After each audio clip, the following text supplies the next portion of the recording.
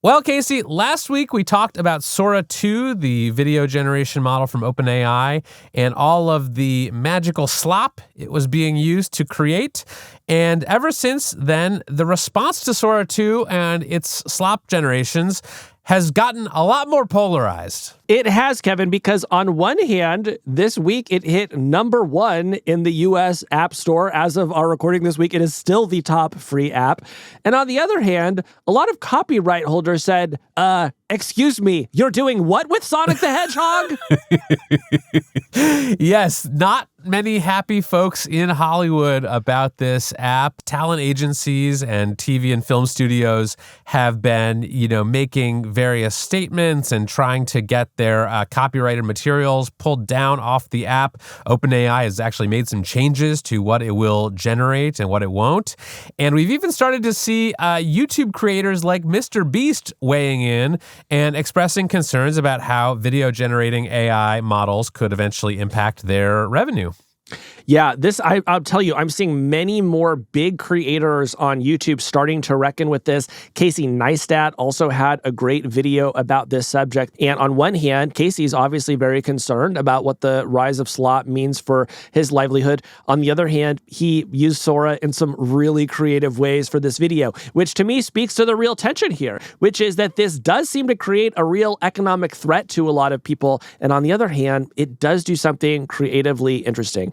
And so today, Kevin, we want to talk to somebody who is doing something pretty creatively interesting with Sora, and that would include doing creatively interesting things with us. Or at least our digital likenesses.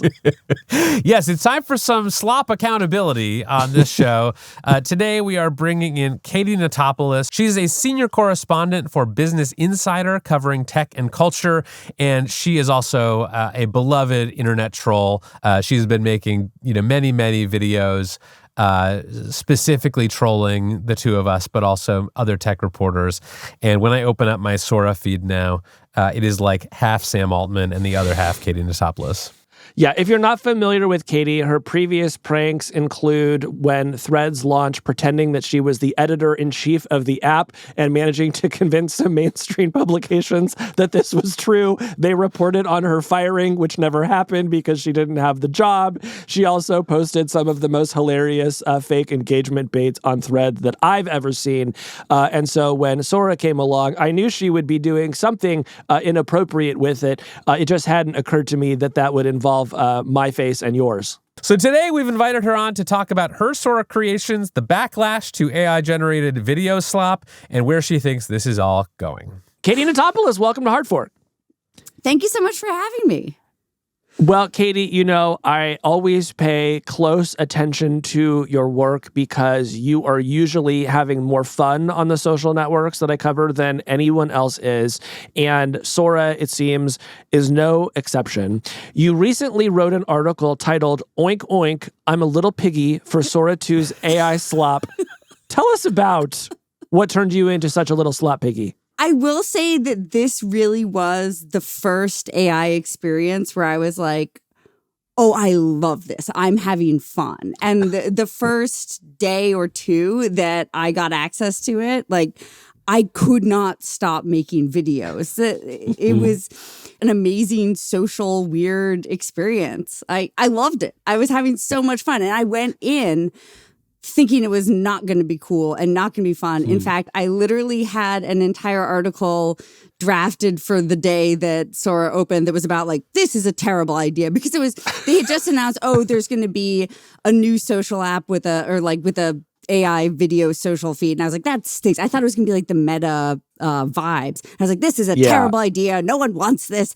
It stinks. It's awful. Blah, blah, blah. I had to scrap the whole thing because I was like, wait, no, this is awesome.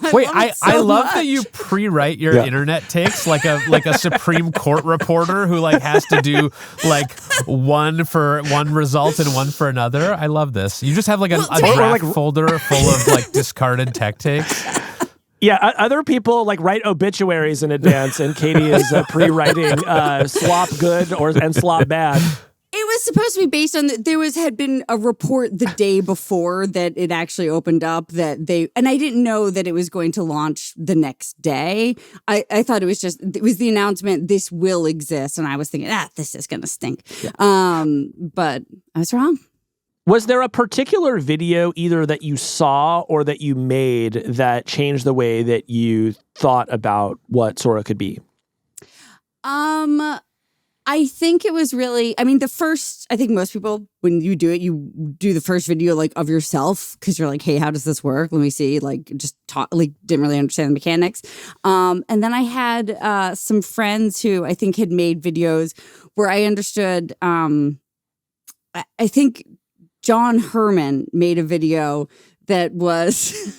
That's John Herman, of course, the New York Magazine writer and former Hard Fork guest. Yeah, I think he was like walking along but had really, really long legs and was at a Walmart and kept scraping his head at the top of the Walmart ceiling, which is just visually very amusing. And I really liked that. And then he made one of me giving a TED talk, but then I have like explosive diarrhea in the middle of it. And that I found extremely funny. And I was like, this is all I want. I love this. Like, I can make videos of my friends doing embarrassing things, and this is funny now. Speaking of which, this might be a good time to start looking at some of Katie's creations. And I wonder if we could start with what may be her magnum opus, which is a video of Kevin and I in the podcast recording studio having uncontrollable flatulence. Can we cue that one up? Oh, I have not seen this one yet. Yeah. This video has the caption, Casey Newton and Kevin Roose are podcasting, but keep farting. And then I think we'll also do the remix. Back to the show. We have a lot to cover today, but first, oh boy, here we go. Sorry, that one came out of nowhere. That was the first hot take of the day. Oh no, It got me too. it's contagious. We cannot keep this professional. And then Katie was not satisfied and decided to do a remix. Let's hear farts are louder and more frequent. Wow. Welcome back to the show. We have a lot to cover today, but first, Oh, boy. long, loud fart. All right. So, Katie, take us inside your creative process for this. Kind of walk us through. Where does the original idea come from, and then how did you see it to fruition? Well, I actually have to say, I think this one was a bit disappointing. I was hoping for more frequent farts. Like, in the first one, we really hear Casey fart, and we sort of get an implied fart from Kevin when he says, I've got it too, but we don't hear it, right? I was thinking I really wanted like a cacophony of noises coming out of you guys. I thought that would be funny. And the second one didn't fully nail it either. So, room for improvement there. Yeah, they're going to need a few more $1 trillion of GPUs to include all of the farts that Katie wants. Yeah. I mean, I just thought that would be funny. Now, right? I mean, look at me in the face and tell me it's not funny. I would love to tell you it's not funny, but I can't tell you that. It would not be honest. No. So I have been playing around with Sora a little bit, and I have had the experience of bumping up against some of their content guardrails where they will say, we can't make a video of that, try again. Have you been bumping into those? And what are some of the videos that you tried to make but were prevented from by the censorious overlords at OpenAI? Yeah, I feel like constantly I'm bumping into those. I've definitely had ones where like I am trying to get it to be similar to, like, I'm using maybe like a celebrity's name like in the style of and it will reject that. Like an example is I wanted to make one of Casey like entering his work office in the style of Stone Cold Steve Austin, where glass breaks and he has entrance music and he comes in and he like crushes the beers. And I wanted it like in a leather vest and jorts, right? And so I tried that, and at first it rejected because it said it could be sexual, which I realized was probably the leather vest with no shirt underneath. So I had to scrap that. I went back to like black t-shirt and jorts. And then I said, I think in the style of Stone Cold Steve Austin, it was like, like can't do, likenesses of other people, whatever their verbiage is. And I had to remove that and just sort of, give enough prompts. And honestly, I think it actually came out pretty well. Yeah, this one you did actually get to work. Why don't we watch this one? The prompt that worked for what it's worth is that I, quote, walk into a meeting in my office in the style of a pro wrestler's entrance. I wear jorts and a black t-shirt that says Casey 316. That's, of course, a reference to the famous Austin 316 t-shirts. I crack open beers and chug them. And when I walk in, there's the sound of breaking glass and heavy guitar music plays. So you were just describing Stone Cold Steve Austin's pro wrestling entrance. And I think Sora did a pretty good job here. Do we want to pull this one up? Yeah! Casey 316 is in the building! What is happening right now? Cheers! Oh my gosh. Meeting starts when the beers are gone. All right, let's get to business. I like that one again, because you it's like- managed to open the can of beer without touching the top of the can of beer. It just kind of like I'm that good. autonomously opened. I'm that good. But to your point, Katie, there are a lot of copyright guardrails in place, which may surprise you, but you've been reading the discourse around Sora. Of course, a lot of rights holders are worried. But Katie, I tried to make a video of you getting married to a pregnant Sonic the Hedgehog, and Sora just refused. Does that surprise you? I will say that I feel like I've seen less of those Nintendo characters like Pikachu, Sonic. I wonder if that's sort of a specific thing. Yeah, but it's also like when you're looking at the feed, it's so clear that everyone is trying so hard to like push the rules, right? Like, sure, it won't let you do Hitler, but will it do, a person in a World War II uniform with a mustache and speaking in a German accent? Like, yes, it will let you do that, right? So I've seen like a lot of videos like that. That's so interesting that it'll do that, because I tried to make a video of you interrogating a cartoon cat about whether it had eaten all the lasagna, and it told me it couldn't do it for copyright reasons. So it's possible that there are more protections on Garfield than there are on Hitler, which would be interesting if that's true. You both need hobbies. I'll just say it. This is our hobby, Kevin. Yeah, Kevin. We have one. It's called being online. I really liked doing ones of people like on roller skates at a desk and they like keep slipping and falling over. I find that very funny. But a couple times doing that, I would get the rejection for like violence. I have to say that this particular genre of clips that you've been making was making me laugh out loud in the coffee shop this morning. I know that you made one of Alex Heath, friend of all of ours, a great reporter, just left The Verge to start his own newsletter, Sources. Let's take a look at his digital likeness flopping around on roller skates. Back to wall skating. Here we go. Whoa. Nope. Ow. Okay. Round two. Focus. Steady. Nope, there it goes. I'm just going to sit. This counts, right? For some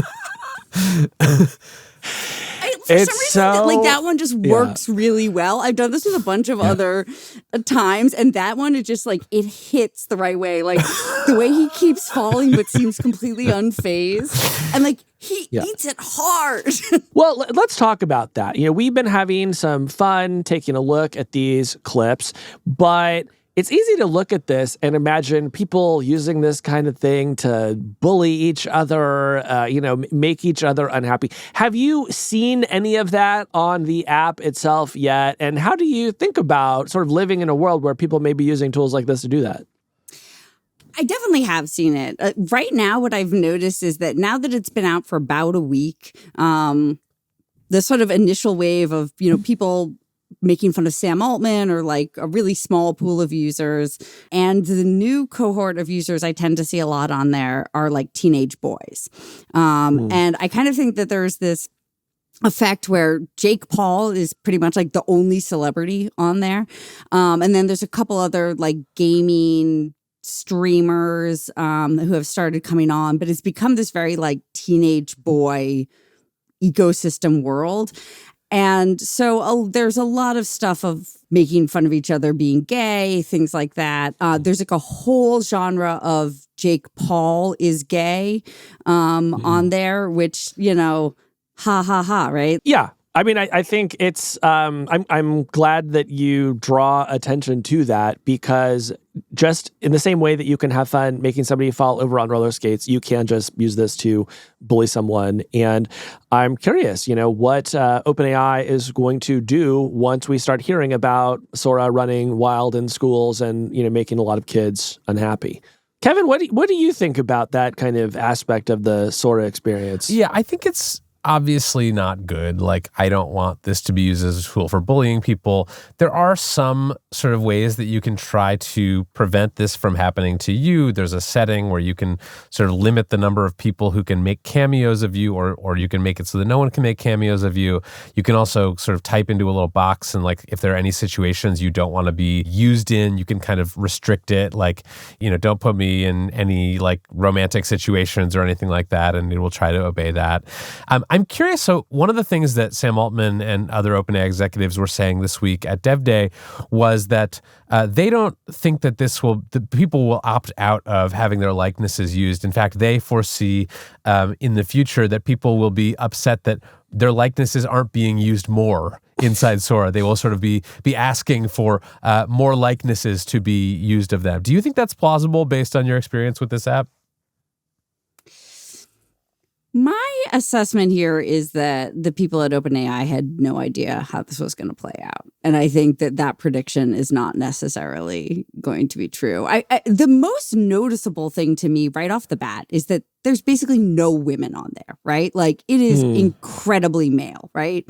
And, maybe there's a little bit of like, the early adopters were people who work in AI, and that skews kind of male, but not that male, right? And I think it just feels incredibly obvious to everyone that there's an obvious reason why women don't want to let other people make videos with their faces. Like, they sort of inherently understand the downside of that a lot more. And I don't think that's going to change. Yeah. I don't know. I have to say, Kevin, I've actually already written to Sam Altman complaining that I've only appeared in 2 fart-related videos on Sora, and I'm wondering what he can do to change Your that. agent is furious. Furious. But Katie, to your point, like, not only is it like obvious what the downside is for a lot of women to just sort of make their likenesses generally available on Sora, there's no clear upside, right? It's like, what are you getting out of it exactly? But that actually gets to the next question that I wanted to ask you, Katie, which is about some of the broader concerns that we're starting to hear from creators and Hollywood types about what the Sora app represents. You and I and Kevin have now spent some amount of time over the past week looking at the Sora app when we might have otherwise been looking at YouTube or Netflix, or I don't know, even going out to see a movie in a theater. So I'm curious about your take on AI-generated video in general, maybe not just Sora, but also Italian brain rot on TikTok and the sort of all of the other places that this is cropping up. Do you think that this is, over time, going to become a true substitute for sort of higher quality productions, or is this maybe just a flash in the pan? I'm scratching my head, and I don't know. I spent so many hours doing things on this. And so I really have to, rethink that a little. I mean, I will say that, like, I kind of think I am kind of over it. Like, the novelty factor wore off, and I don't really see myself continuing to make these kinds of videos about my friends or about strangers or about other stuff. And I have very little interest in consuming content that is not with my friends. Yeah, I mean, my sort of thesis about Sora is that this is a perfect tool for the group chat. And it really doesn't make sense to have it be a standalone social network. I have found my own use of Sora has plummeted over the last few days. I am also kind of like over the novelty of it. But I can imagine a situation in which, like, in a group chat with my friends, I would want to like make something. So I'd go to Sora, make it. Maybe I don't even post it. Maybe I just, download it and share it in the group chat. But I'm pretty pessimistic about the sort of mainstreaming of this kind of AI generated video, in part because I think we're seeing this like massive cultural backlash to slop and just AI generated stuff. Clearly there are people who like this content, but I think there's enough of a backlash that I don't think it's time for this to go mainstream just yet. So I agree with that, Kevin, but maybe not for the reason that you guys are arguing. I think the reason that it isn't going to go fully mainstream is because, as good as the technology is, and I want to make clear, like, it does some amazing stuff, I just think it's not good enough to get full mainstream adoption, right? There are still so many things that I wish I could do with my own likeness in Sora that I can't do. And I'm not talking about using copyrighted material, although of course that might be a lot of fun. I'm talking about like, why can't I like change my outfit? Why doesn't my voice actually sound like me? Why are the video clips limited to 10 seconds? These are all just like technical hurdles or product moves that the company hasn't made yet. And I think when they do, there's going to be a greater embrace of this. And so on one hand, I hear what you're saying. This is kind of like a little novelty toy and we're tired of playing with it.